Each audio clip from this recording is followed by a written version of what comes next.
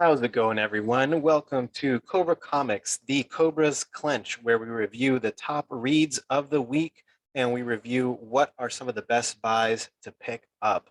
Let's go ahead and get started with our top three reads of the week. Starting with number three, we have Iron Man 19, the culmination of the storyline with Korvac.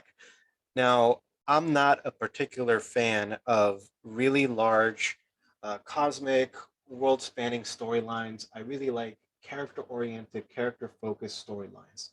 And Iron Man, for the most part, with the debut of Cosmic Iron Man and a whole bunch of other powers, reality altering powers, and all that, I wasn't quite impressed. But Iron Man number 19 made it to the number three spot on the list this week because it took it back to basics. If you were expecting a giant battle between Iron Man and Korvac, you will be disappointed.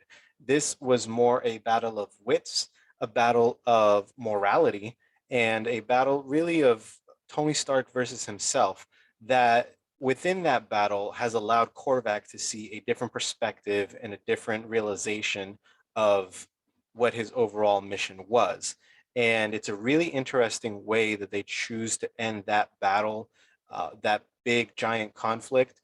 It's not in any way explosive, dynamic, like big scenes like that. It's very, very personal. And I love the way that they ended this storyline. I love that approach a lot. It made Tony Stark from going from a god to being completely human again.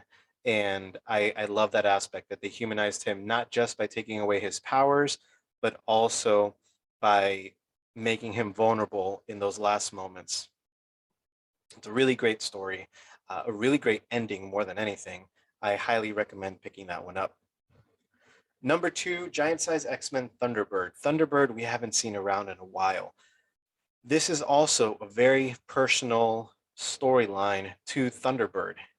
He is brought back and he immediately goes back home where things are not going well. There are people there that are messing with his people, with his tribe, and pretty much he just goes to town on them. He beats them all, and right when he's about to end one of their lives, there's this big significant moment where he makes a decision again for his own morality. And I think that that's really what makes this story pop. Because at first it was just kind of like a smash 'em up blockbuster type storyline. And by all means, we haven't seen Thunderbird do those types of things in a long time. So by all means, it was very much welcomed and I was really excited by it. But at the same time, it was missing a certain element, and that element was heart.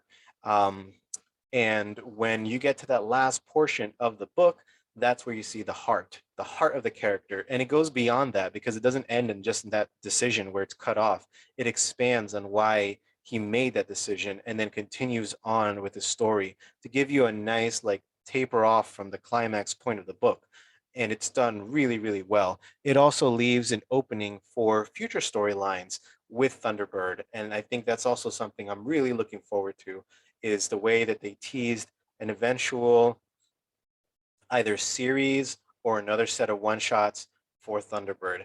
I'm really excited to see more of him, and I hope that the comic script writers continue to stay on board because I think they did an excellent job capturing his essence. That was my number two pick, and my number one pick for the top three reads is Spider-Man 2099 Exodus Alpha 1.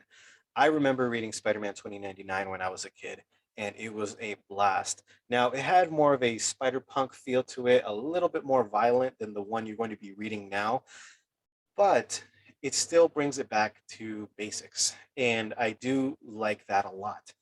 And what I mean by back to basics is it takes Miguel O'Hara going down to the street level and taking care of a bunch of thugs.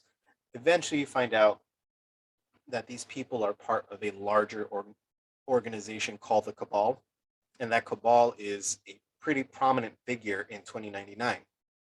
Not only that, it's led by a mysterious individual that gets spoiled at the end. I'm not going to tell you who it is, but it's pretty awesome.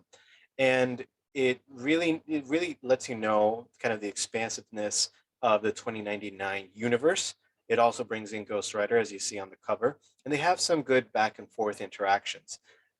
I think that it is a great step in for somebody who's never read any Spider-Man 2099 books, who doesn't know Miguel O'Hara, who doesn't know what his personality is like. He's definitely a different kind of Spider-Man. He's different from Peter Parker. He's different from Miles Morales. He is a different type of Spider-Man. And this book is a fantastic introduction into Miguel O'Hara and what you're going to be expecting from the universe of 2099. So let's talk a little bit about the top spec buys. Now, I'm not entirely sure how to go about addressing the first one because this one kind of caught me off guard. Here's a little bit of a spoiler. If you don't want to know any spoilers about Iron Man 19, then I'll give you like 2 seconds to mute me real quick. All right, so spoilers for Iron Man 19. It's nothing. Like, it's pretty much a culmination of Korvac and Tony Stark going toe to toe against each other. It's not explosive, dynamic. There's no new characters. Nothing new being teased. So this won't go down as a key book. However, the 1 in 25 has been fluctuating ridiculously, and I'm not entirely sure why. I see the book has sold at $25, which is typical of a 1 in 25. I've seen it sell at 30, which is fine. And then we have new books coming out that sold at $49.99. Now the pre-order sold at $52.99, which I understand. Sometimes people overpay for pre-order stuff. That was back on February 20th. Now, March 27th, you saw that dip. And then April 19th, which was just last week, you saw it jump back up again for 50. Now, I don't know if that value is going to stay there. If you're going to purchase this book as a spec buy, if you're going to purchase this book as something that you want to eventually hold down for value, I don't recommend purchasing it at $50. The most I'd pay for this would probably be 30 and kind of hold on to it and see where the storylines go in the future. It's not going to be going down as a key book. So that's why I really didn't pay too much attention to this. There was no rumors that there would be no first appearances or anything like that. But the next book, yes. All right. So Star Wars Obi-Wan #1. Now, this is also another one that I think really kind of caught me off guard because we expected Star Wars Obi-Wan #1 to actually have some new characters and new villains debuting and all that because it's a start of Obi-Wan's story. However, it's not selling that way. You have the 1 in 25 limited cover that sold just recently for $20. It went back up to 30 in the same day, but most of them selling at about $20, which is about $5 off of what I would normally sell a 1 in 25. And likewise, the 1 in 10, the photograph cover is only going for about $5 to $10. And I'm not entirely sure why. Obi-Wan #1 was expected to be the debut of several new characters. We just expected it because it's the debut of Obi-Wan's solo story, and we also have Obi-Wan the series coming to Disney Plus. And in fact, this is the debut. So again, I'll give you about 2 seconds before I spoil some stuff here. All right, spoilers incoming. This is the debut of one of Obi-Wan's best friends from when he was young Padawan training in the Jedi Temple.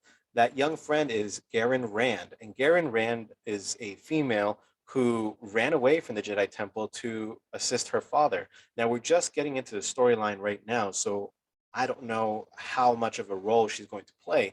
However, being that it's a best friend from previous years and she is from the Jedi Temple where Obi-Wan trained, it's very likely that we're going to see this character again and again and again. Additionally, you see the debut of another villain, a high-ranking member of the Black Sun organization, Nodris K. So Nodris K is a Zabrak, which is a part of Darth Maul's species, and she debuts as what looks like to be the primary antagonist of this storyline. Now, is this going to be a villain that survives the past storyline to come back in the future? I have no idea.